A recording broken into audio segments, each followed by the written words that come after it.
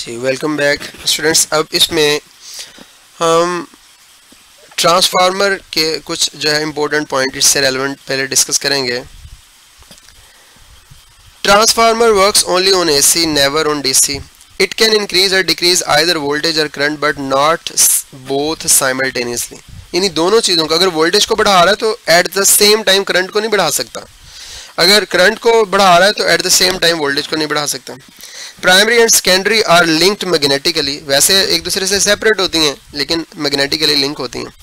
Due to separation between the coils आना था यहाँ पर, कॉइल्स के दरमियान सेपरेशन की वजह से effective resistance between the coils is infinity. देखिए प्राइमरी कॉइल सेकेंडरी कॉइल से अलहदा होती है तो इसलिए इन दोनों के दरमियान रेजिस्टेंस कितनी हो जाएगी, इन्फिनिटी हो जाएगी। ओपन सर्किट की रेजिस्टेंस इन्फिनिटी होती है ना, तो ये भी एक दूसरे से अलहदा हैं तो ये इनकी रेजिस्टेंस इन्फिनिटी होगी। उसके बाद स्टेप डाउन और step up transformer are use in electrical power distribution, और audio frequency transformer are use in radiography, television, radio set and telephone etcetera. अच्छा ये कंपोजिंग मिस्टेक है। अच्छा अब उसके साथ है, ये बात याद रखिएगा, बड़ी अहम बात है कि ट्रांसफार्मर में फ्लक्स पर turn off each coil must be same. Her turn का फ्लक्स सेम होता है, प्राइमरी का और सेकेंडरी का फ्लक्स सेम होता है। अच्छा अगर फ्लक्स सेम है हर टर्न का, तो with the passage of time flux, rate of change of flux भी क्या होगा, सेम होगा दोनों कॉइल्स में। Rate of change of flux जो है वो सेम होगा दोनों कॉइल्स में। तो हम लिखते हैं d phi s over d t और ये d phi p over d t के बराबर होगा। अच्छा उसके साथ स्टूडेंट्स यहाँ पर एक पॉइंट मैंने लिखा है, फॉर आइडियल ट्रांसफार्मर आउटपुट और इनपुट पावर्स बराबर होती हैं। एफिशिएंसी जो है 100% होती है आइडियल की, लेकिन प्रैक्टिकल ट्रांसफार्मर की एफिशिएंसी 70 to 90% होती है। और जो ट्रांसफार्मर होता है इसकी transformer has highest possible efficiency out of all electrical machines. जितनी भी इलेक्ट्रिकल मशीनरी है उनमें सबसे ज़्यादा जो एफिशिएंसी होती है वो ट्रांसफार्मर की होती है। तो इसके साथ कुछ और मैंने पॉइंट्स आपको बताने थे, ये मैंने यहाँ पर एफिशिएंसी के दिखाए हैं। स्टूडेंट्स आप देखेंगे एफिशिएंसी ऑफ द ट्रांसफार्मर जो है वो होती है output over input multiplied by 100, efficiency percentage में लिए। तो पावर के लिए VS/IS लिख सकते हैं, इनपुट के लिए VP/IP लिख सकते हैं। आइडियल केस में आउटपुट और इनपुट पावर्स बराबर होती हैं तो इसलिए हमने कहा 100%। अच्छा अब प्रैक्टिकल केस में क्या होता है, इनपुट पावर बराबर होती है आउटपुट प्लस पावर लॉसेस, क्योंकि आउटपुट में जो हमें हासिल हुई और जो ज़ाया होगी वो दोनों जमा करें तो वो हमारे पास इनपुट के बराबर होती है। तो इसके ये पॉसिबल फार्मूलाज बन सकते हैं, output over input multiplied by 100। Output over input की जगह पर ये वाला फॉर्मूला लिख दिया, P out plus P losses, ये लिख दिया।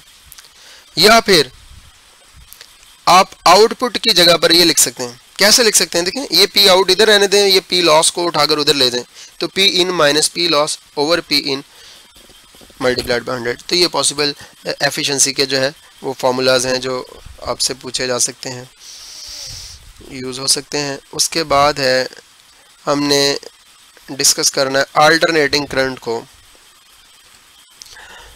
तो ये डायग्राम जो है वो इसका यहाँ पर ताल्लुक नहीं है, वो ऊपर मैंने इसको कट करके लगा दिया था। एसी वोल्टेज क्या होती है, जिसकी मैग्नीट्यूड कॉन्टिन्यूसली चेंज होती है और जिसकी डायरेक्शन रिवर्स करती है periodically equal intervals of time के साथ। अब V equal to V0 sine theta हमने पढ़ा था, थीटा की जगह पर ओमेगा टी लिख सकते हैं, फिर ओमेगा की जगह पर 2πf लिख सकते हैं, और या फिर f की जगह पर 1/t भी लिख सकते हैं। तो ये पॉसिबल वोल्टेज के सारे फॉर्मूले बन सकते हैं। स्टूडेंट्स अगर कहीं पे आप इसको जो है वो समझना चाहें, यानी मैं टाइम के कम करने के लिए मैं थोड़ा तेज़ बोल रहा हूँ, हो सकता है आपको सही तरह समझ ना आ रही हो, तो मसला ये है कि बड़ी फाइल बन जाए फिर ये सेंड नहीं होती। तो आप एक और काम भी कर सकते हैं, आप इसको स्टॉप करके जो है वो देख भी सकते हैं कि क्या लिखा हुआ है, पहले सुन लें फिर उसी पेज को स्टॉप करके रीड भी कर सकते हैं इजीली। अच्छा उसके बाद है करंट का, इसी तरह ये हमने इसके पॉसिबल फार्मूलाज लिख दिए। अब यहाँ पर वोल्टेज या करंट दोनों की वेव फॉर्म को हमने एक साथ ड्रा कर दिया। हमने कहा यहाँ पर 0 है, यहाँ पे टाइम t/4 है, ये 1t/4, ये 2t/4 जो कि t/2 बन गया, ये 3t/4, ये 4t/4 जो कि t बन गया।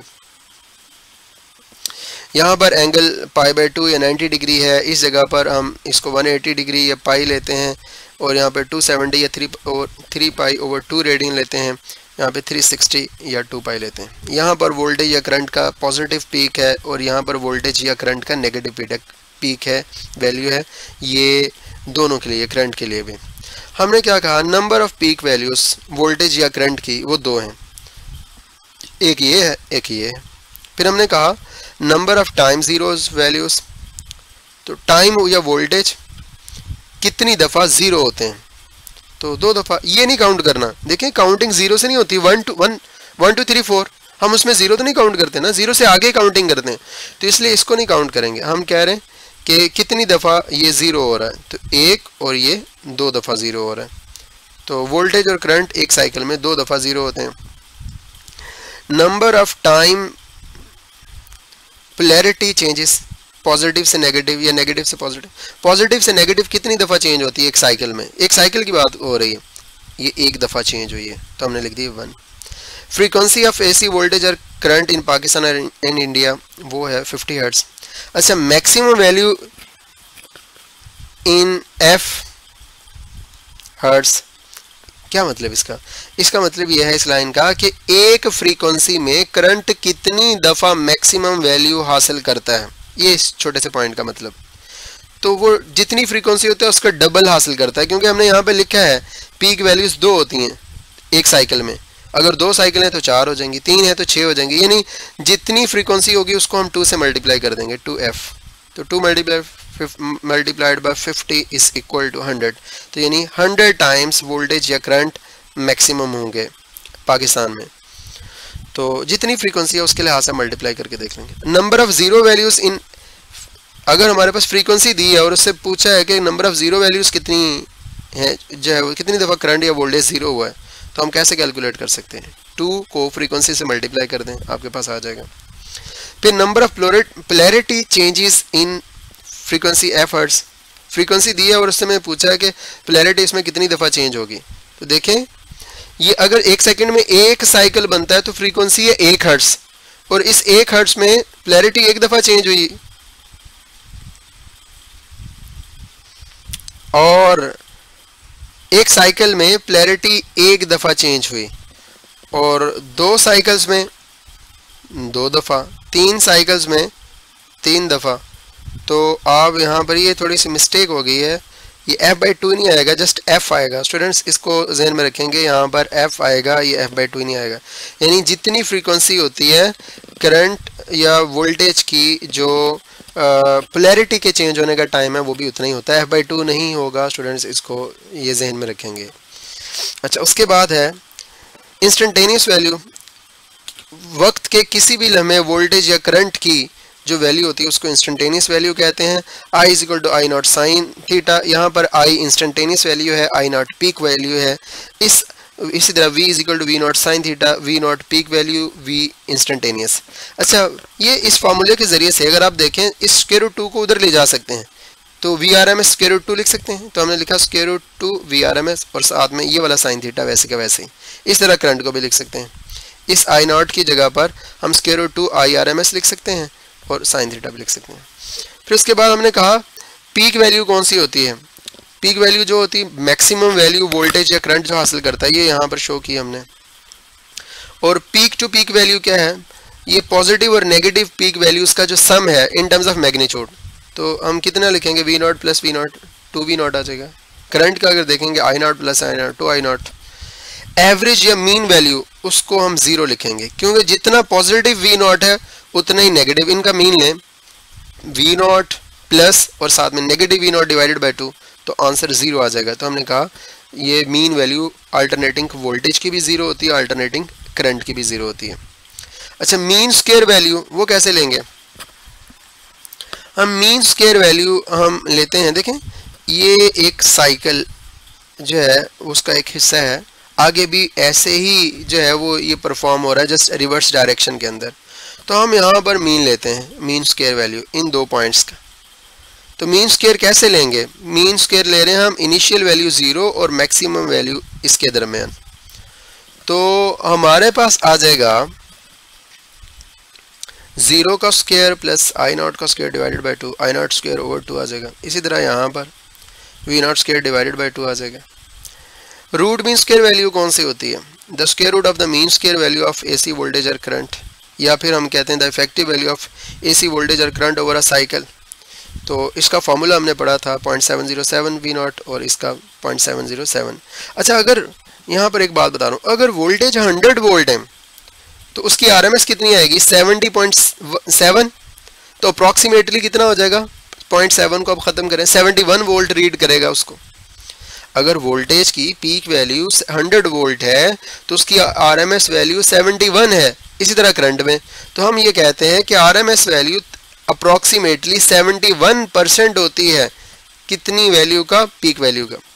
अच्छा, अगर हम किसी अल्टरनेटिंग करंट को डीसी एमीटर के जरिए से मेजर करने की कोशिश करें तो वो एवरेज वैल्यू देगा, और एवरेज वैल्यू अल्टरनेटिंग करंट की कितनी है? 0 है, वो 0 देगा। एसी एमीटर अमूमन कौन सी वैल्यू मेजर करता है? तो वो root mean square value measure करता है। यहाँ पर ग्राफ में हमने शो किया कि ये जो है एक साइकिल है। अब हम रूट मीन स्क्वायर वैल्यू का कंसेप्ट या इसको हम क्यों इंट्रोड्यूस करते हैं? हम इसलिए कहते हैं कि जब एवरेज ली जाए तो एवरेज करंट तो एक साइकिल में, ये साइकिल इतना बनता है, एक साइकिल में एवरेज करंट तो 0 है। अगर करंट 0 है तो P equal to I square R, तो पावर भी 0 होगी। लेकिन पावर जो डिलीवर करता है अल्टरनेटिंग करंट साइकिल, वो जो है वो तो 0 नहीं होती। तो इसलिए फिर हम ये कहते हैं कि हम रूट मीन स्क्वायर वैल्यू को जो है वो डिस्कस करते हैं। अब ये देखें, फर्ज करें ये ग्रीन कलर में एक वोल्टेज की वेव फॉर्म है।